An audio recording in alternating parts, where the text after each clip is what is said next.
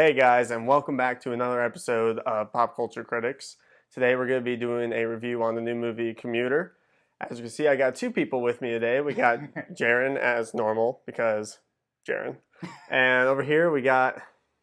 I don't know what he's doing. Chris. This guy. See, y'all just sitting here like, suits.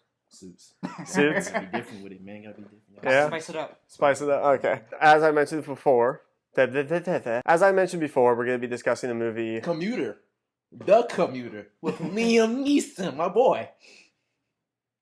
What he said. No, that's my boy. That's my boy. What? The first thing I'll say about this movie is this dope? it was very, very similar to like Nonstop. It was very similar I didn't to see it, Nonstop. but I got a very Nonstop feel from it. Yeah, this movie, so the basis of this movie is it's about a man who is pretty much down on his luck, and somebody offers him a bunch of money to do one simple task and has to find someone on a train. But as he's doing it, he has to go through this entire train and find this one person while lives are at stake. So And it's a next we'll normal... be on a boat. It's So a we normal have Liam Neeson train- movie. What is it? We have planes, trains, and next are going to be With less boats. shaky cam. Yeah.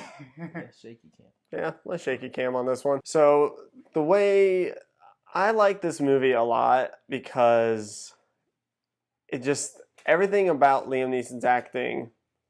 What the hell are you doing over there? Everything about Liam Neeson's acting in this movie was really good. The opening scene was really good because it just shows How normal he is. how normal he is. And we're gonna try to keep this as spoiler free as possible because it just came out. So I'm probably the unpopular opinion, but I didn't like the opening. It felt very disjointed, and it was very distracting to me. Me, I love the opening. It's to show how different parts of his life. I like the opening because it showed, even though it was disjointing.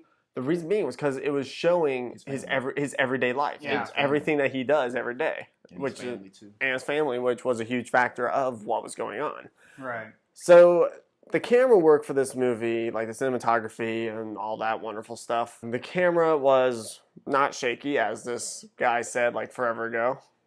This weirdo over here. We're all weirdos, bro. Yeah. Look at your haircut. All weird. All weird here, guys. I don't even know what I was saying anymore. You got Shaky me. cam. Shaky cam. There's no shaky cam, and with that said, the cinematography, it did seem like very closed off, which is obviously it's a film on a train, but even though it was closed off, it was still all really well done. And honestly, I watch a lot of action movies, and I really hate it when they use shaky cam just to hide the fact that their actors can't fight. Do the acting, yeah. Exactly. And it's good to see that they actually filmed their fight scenes and actually choreographed their fight scenes in this, rather than be like, oh, look at this, we're doing things. And even though even with the shaky cam stuff and whatnot on a normal movie, with this movie there wasn't that moment of it because it was just smooth. And even though there was a lot of cuts here and there and from different cameras or whatever, it all still focused around that one thing, and it tried to make it just seem all at once. One of my favorite scenes was him inside the train when he had to fight, I think it was that tattooed guy. No spoilers. And I know, but just that, you know who I'm talking about. You'll kind of get that feeling because it's in the trailers. It's obvious. Where him and Liam Neeson are just fighting, and it's just one nonstop cut. It's not like one punch, cut over here, punch again. One Punch Man. One punch.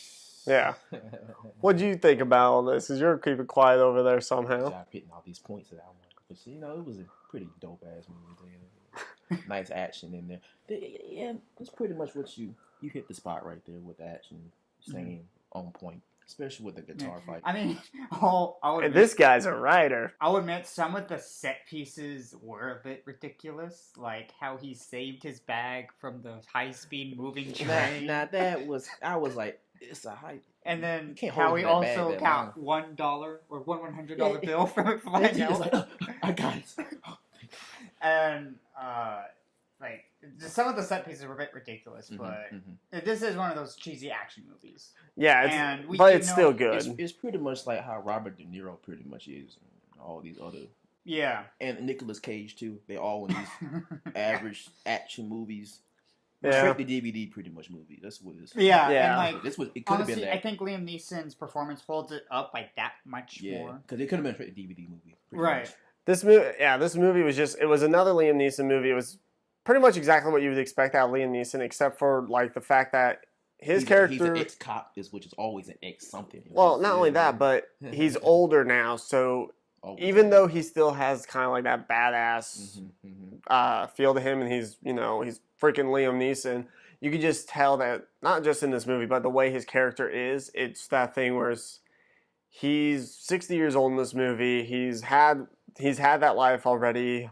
He's retired by this point for it, so he's just kind of not at his prime like he was in like Taken and Taken 2 it's kind of like and comparing Taken 3. Jackie Chan to his own movies and how he The performed in The Foreigner. Foreigner. Yeah. Exactly. He's gotten Where- slow. He's gotten slow. Yeah, but you can still see how badass he Right, is. like they can still do their stuff, but like you can tell like they're not rusty, but just It's they're like just grizzled. It's like an older Expendables.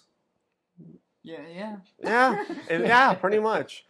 As a whole, this movie is still a really good movie. There's a good amount of action in it. There's a lot of a lot of stuff that keeps you on your seat, and there's just a lot, The obviously. mystery within the That train was- they was did that good really well. because you had to figure out who was the Yeah, it was mystery. very And you actually mentioned this. It's like Murder on the Orient Express. just more modern. Yeah, which I enjoyed about that a bit too, was the modern feel of it as well as the fact that, I mean, once again, this is just it's another Liam Neeson movie, but I feel that it's a more better than nonstop at least. yeah, it's like if you wrapped up all the Liam Neeson movies into one, and you just kind of took all those years into this. Right. Pretty much. This was a great way to start off the year of 2018. I thought this was a good movie. I'd probably give this movie, what would you guys rate it? Because if you don't know, I do letter grades. You do letter grades? Yeah, so I'd probably give it a B+. I'd give it a B too. I'd give it like A minus. A minus. Yeah, it works too. That works. Well, it's my channel. But we're all in the same range, I think, because you said B, I said B+, you said A minus. Yeah, Average so out to a yeah. B. Oh, it's all the same. So average out to a B+. Yeah. So we're going to give The Commuter a B+.